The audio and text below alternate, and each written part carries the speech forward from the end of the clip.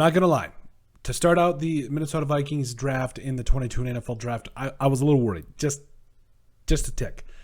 Particularly with the first trade, it kind of turned me off to Kwesi and the rest of the staff to start off with. But I got to admit, yeah, I know I probably overreacted. Now, I do think there was, with the way things that ended up, I needed to calm down because I did actually really like how the Vikings maneuvered in the draft. They got the guys that they wanted. And today we're grading the Minnesota Vikings 2022 NFL draft class. So let's get right into it today. So, like we mentioned, first draft over here, our first trade, you trade down from, what was it? I think it was 12 to 32, 20 spots is a lot, but you also, at the end of the day, you did get their early second, which you did trade down again with another division rival, which isn't great, and did give them Christian Watson, but I'm really interested to see how this all does pan out. I've decided I'm not going to jump ship just yet. I'm a diehard fan. We're not about to do that just yet. So we're going to start by talking about Lewis Cine, the first round pick from Georgia, the safety. Love it. Hard hitting safety. Dude, this guy is, he basically, he just destroys people. Like, he destroys their will to live on the field, and I love it. I love it. I love it. Doesn't get flags for it. That's an even bigger part of it for me. So Lewis Cine here, 73 total tackles, if I can talk.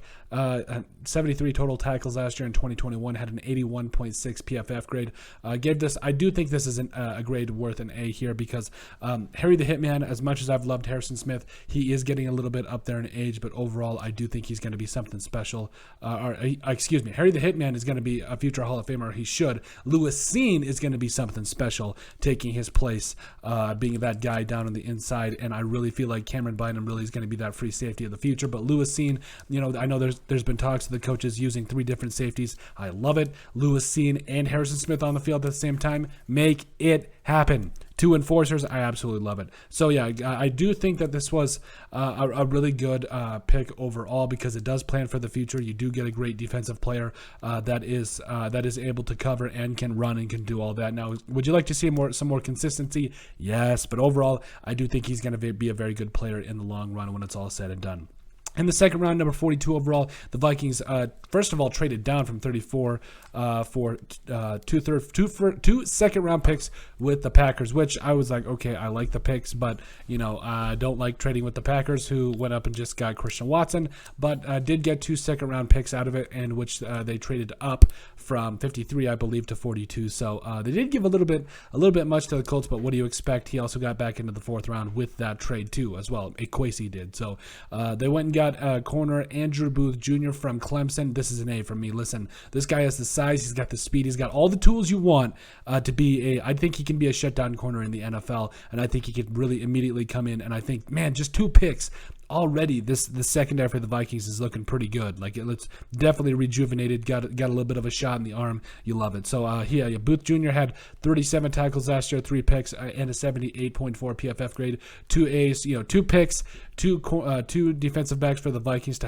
kind of help out that room, 2 A's for me. I absolutely love it. Now, second round, the 59th overall selection by the Vikings, getting guard and Ingram here. Listen, I didn't love it. I gave it a C+ because I felt it was kind of a little bit of a reach here for a guy that, is a great pass blocker. Don't get me wrong. He's going to be a very good pass blocker, and that's something the Vikings have needed to get a lot better at, and I think they do it with this pick right here. But I do think you could have got him either where we got him with the Brian Osamoa spot, or maybe in the 3rd round, a little bit down deeper. So I thought it was a little bit of a reach, but at the same time, you went up and got your guy, a guy that played over 800 snaps last year for LSU. Also was a former national champion with, you guessed it, Justin Jefferson. Had a 73.0 PFF grade overall. I do think he's going to be worth it in the long run. I think he could be a very good guard moving forward. And yes, I know all about the investigation.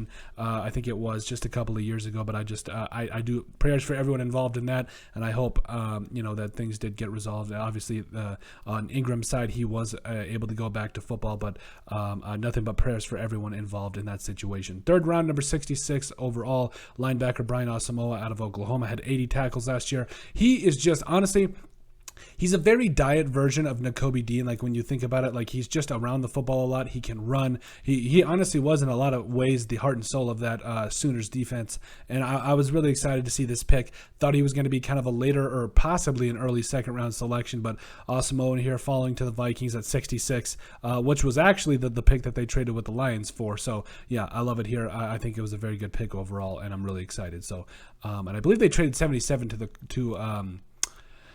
oh geez, was it the Colts? Yeah, whatever it was. But overall, I really did like this. I really did like this pick. I think it's a B+ for me. I absolutely love it. Fourth round, number 118 overall. The Vikings selected a Caleb Evans, corner out of Missouri. There's a lot of physical tools here to work with. We talk about, we get into that 4th, 5th, 6th, 7th round guys that really are developmental pieces. He's got all the size you want. Ran a 4.46 40 as well. So, had 28 total tackles, did have an interception, but also did allow 5 touchdowns last year. So, and he was coming out of, I want to say it was, so he came from Missouri, from another school in Texas. I'm blanking. I can't even think of it off the top of my head. But anyway, overall, got all the things you want, and is going to do a lot of things that are, I think, is going to help out your secondary in the long run. A guy that's 6'2", $190. What was it? Oh, it was Tulsa. I'm sorry, I couldn't think of it. I knew it was in Texas. I'm sorry. I also got a D in geography, if that helps out. So, in all seriousness, no, I think he's a guy that has all of your physical tools that you want, and you could definitely develop him into being something special. In the 5th round, number 165 overall, the Vikings selected Asezi Otomewu. I think that's how you say it. Asezi Otomewu out of Minnesota. Had 30 total tackles last year. For the Golden Gophers, 4.5 tackles for loss, 3 sacks. Here's the thing with this pick. I think he's got all of the physical tools that you want. I think he's going to be a guy that comes in, probably is not going to be a starter in this league, but I think he's going to be a guy that comes off the edge, sets the edge in the run, and can give you a little something on the inside too. When we talk a little bit about a motor guy, when you watch him on tape, he does not give up. This man chases people down. I love it. He's got the size to be able to hold it down there in the middle as well, and the size to play. I think a lot of the projections I had seen, and plus a lot of the draft profiles I had seen, probably going to be that 3-4 defensive end, which is fine by me. I think that's mainly what the Vikings are probably going to play anyway. So really like the pick here, like the value. No, probably should have given this one an A, but we'll see. It does come down to what does happen with a guy like Otomewu, excuse me. So yeah, I'm really excited to see what his future holds. Still in the 5th round, 4 picks later, the Vikings selected running back Ty Chandler out of North Carolina. Had over 1,300 yards from scrimmage last year, 14 total touchdowns. I think Ty Chandler is going to be one of those guys. You guys got to remember, I think Dalvin Cook is in his one of his last years of guaranteed money. Is it this year or next year? I can't remember, but he's only got like 1 year of major money left on his contract. You've also got Alexander Madison, that is going to be a free agent after next season as well. So you really need to start planning for the future. I think that's kind of what they did. You got Ty Chandler here, and Kene Nwangu last year as well. So I'm excited. A guy that honestly, he is a home run threat every time he touches the football. Just, speedy, elusive. You really like what you see. And I think maybe one day him and Kene Nwangu could be the future backfield for the Minnesota Vikings. I'm excited to see it. Still in the 6th round, now we go to the 6th round, number 184 overall. The Vikings selected tackle Vidarian Lowe out of Illinois. Yeah, I like this pick. Now, I know there was a lot. I think he was I want to say he was a super senior out at Illinois, but played over 750 snaps, had 4 sacks, and 80.2 PFF grade. And I gave this grade a B because of the physical tools he has. He's got those long arms. He's got all the height you want, like 6'5", 312, I think is what he goes at. So, I think there's a lot to work with here. And when you get into the 6th round, you find guys that you can develop and use. I think he could be the best case scenario for a guy like Vidarian Lowe is a backup tackle. But for a 6th round pick, that's good. That's exactly what you want. A swing guy that I think is going to be a really big part of this offense in terms of being on that backup end for the Vikings. And I think he could do it. I think he could be a very important piece to that backup side of things for the Vikings moving forward. He's a long-term project, but I think he'll pan out in the end. In the 6th round, number 191 overall, the Vikings selected Jalen Naylor, out of Michigan State. 37 catches last year, almost 700 receiving yards, also 6 touchdowns. I really like the pick here, a deep threat. I do think there's some things he can do, as well to maybe separate him against guys like BC Johnson. I'm really excited to see what the Vikings do with Emir Smith-Marset as well. So Jalen Naylor, he's coming here in the 6th round. I still think he can come in and provide a lot for you. for the Vikings, and probably, excuse me, going to be in that third or fourth wide receiver. I would probably say more like fourth or fifth, excuse me, because I know you do have KJ Osborne, obviously, and Justin Jefferson and Adam Thielen, but it's going to be really interesting to see what he does coming out of Michigan State in his rookie year.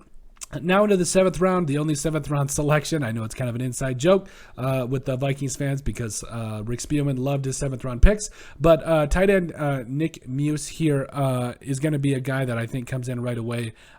He has a chance to challenge for that tight end 2 spot. He really, really does. Now, a guy I forgot to put out of South Carolina here. So, but for the Gamecocks, had a total of 20 catches for 222 yards and 2 touchdowns. I gave it a B again because I do think behind Irv Smith Jr. there is kind of a competition to be had here at that tight end 2 spot, and I'm really excited to see what that does hold because I do think a guy like Nick Muse can come in and definitely do some big things for the Vikings in terms of blocking and catching the football. So I'm excited to see what that does hold. But that's it. Those are our 2022 Minnesota Vikings draft grades for the 2022 draft class for the Vikings. Make sure you guys like and subscribe down below. Leave a like and a comment. It helps people find the show. We greatly appreciate all the support that we've gotten and continue to get. We appreciate it. You guys are truthfully awesome. We love every single one of you. In the description down below, you'll find all of our social media platforms, so give us a like and a follow there.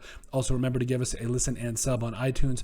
And finally, if you have anything else you'd like us to cover, send us an email at thesportsbp@yahoo.com or just put it in the comment section down below, and we would love to cover it. But let us know what you guys think of our 2022 Minnesota Vikings draft grades.